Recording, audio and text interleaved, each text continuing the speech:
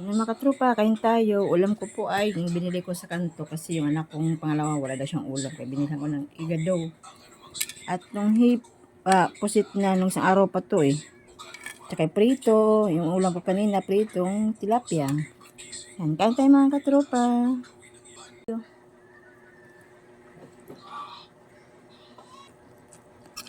Yan yung katropa. Ulam.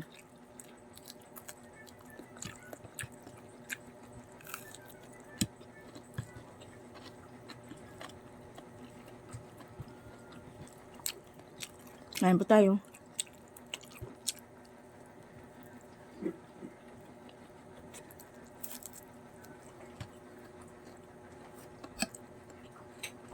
So, maliit na ano to, pusit.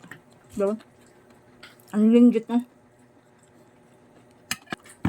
Igado.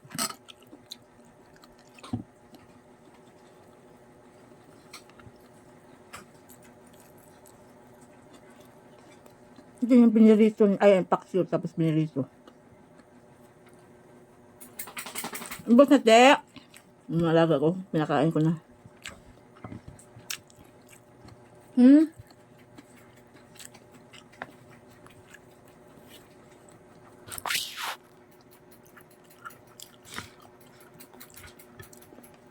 dami ko ng tagyawat mga katropa, ang maliliit.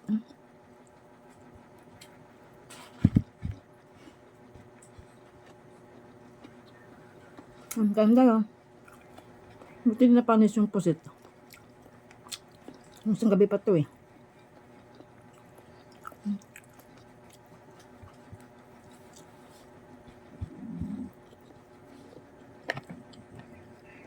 Masarap tong paksiw mga katropa. Tapos binirito.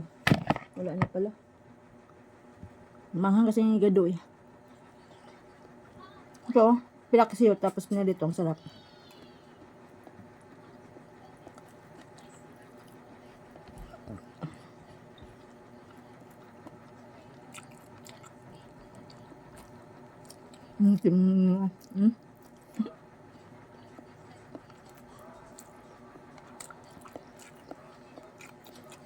Igado, manghang.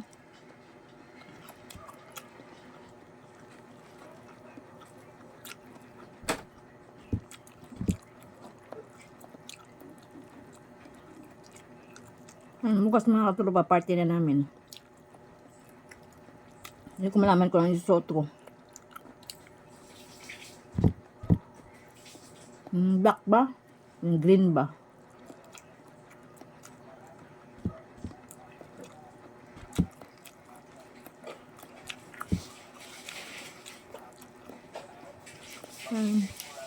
Manihapon.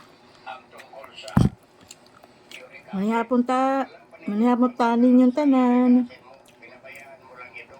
Ito ay isa sa dahilan na magka-hypertension ka dahil maging kristal yan at umara sa mga Tilapia.